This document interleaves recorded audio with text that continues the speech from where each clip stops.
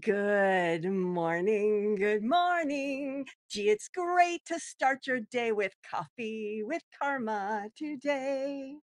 Good morning and happy Wednesday.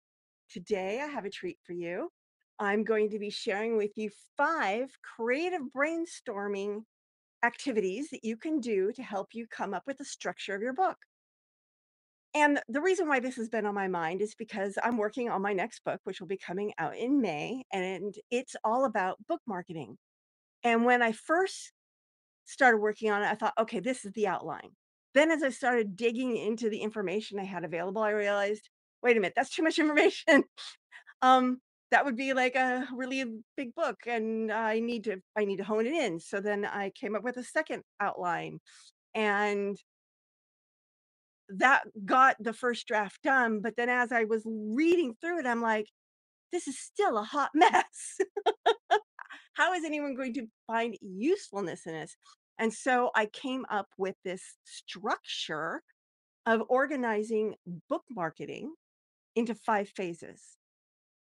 And so I'm structuring the entire book in those 5 phases, and then within those 5 phases, I'm sharing 4 things: mindset, strategy, tools, and action steps.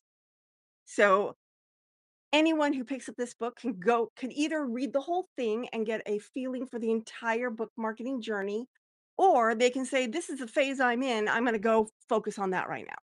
It's I'm so excited. I'm so excited. I can't wait for it to all come together and to release it to you. I'm just really excited. Anyway, I don't want to take up too much time because my internet is going in and out. We do have a tech coming this afternoon to fix it. I think the modem's dying. Maybe not. I don't know. That's my theory, and I'm sticking to it. So anyway, without further ado, cliche city, I'm going to share with you 5 exercises to brainstorm chapter structure.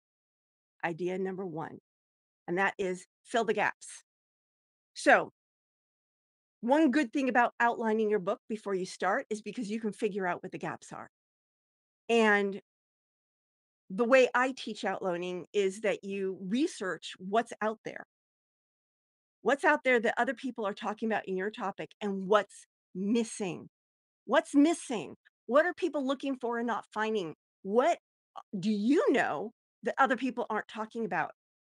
Then you're able to create a book that includes that information and then organize it into a logical structure.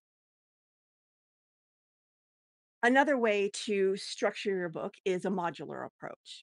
So in this, you break your content into little standalone chunks. So for example, I'm doing the 5 phases. You could literally just focus on this phase or that phase and just read that chapter and get what you need out of it.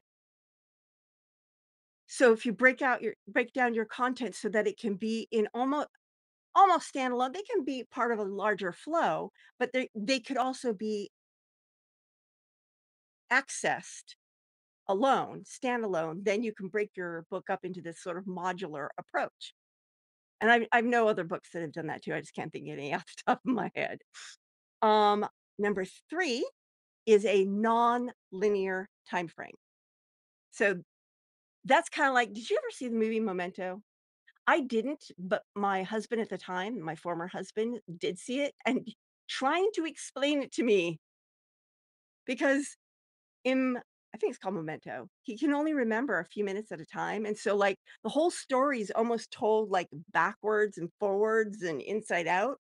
So what you do is you take, okay, these are the different things that but they don't need to be learned in a linear time frame. So, for example, in order to start, you may need to know what the end is. So you start with the end or a portion of the end, then go to the beginning, then go to the middle, then go to the end, something like that.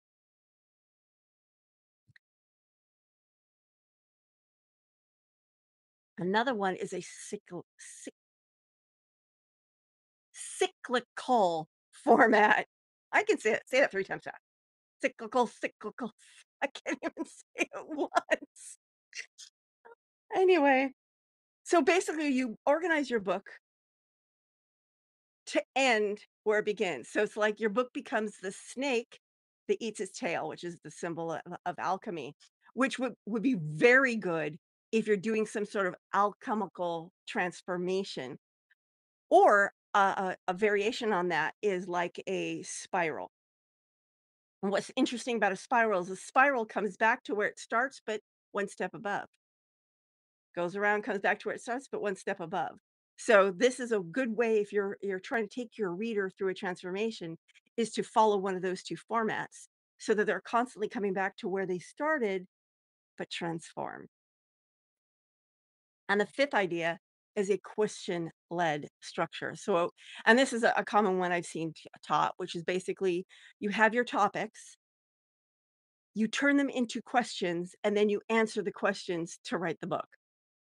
So, for example, if I were using that structure for my book marketing book, I might go, "What does someone do? What's the most important thing to focus on before you write the book? What's the most important thing to focus on while you're writing your book? What's the most important thing?" That kind of thing. I could ask questions like that, and then under those questions, you could ask sub questions like, "What's the most important thing to do before you write your book? What are the mindset perspectives I need? What are the strategies I need to focus on? What are the tools I can use to implement those strategies? And what action steps are the most important to take during this phase?" That's basically what I'm doing in that chapter. So there you go. 5 ways to sort of brainstorm and think about your book structure, filling the gaps, modular approach, nonlinear or even linear timeframes, cyclical or spiral formats, and the question-led structure. So I hope you found one or more of those ideas helpful. And on Friday, I will be answering reader Q&A. I'm really excited about that. I have been getting some submissions, and I'm excited to share them with you. So I will see you on Wednesday for fun. On Wednesday. Today's Wednesday. I will see you on Friday for Fun Friday. This is Carma Spence saying ciao for now.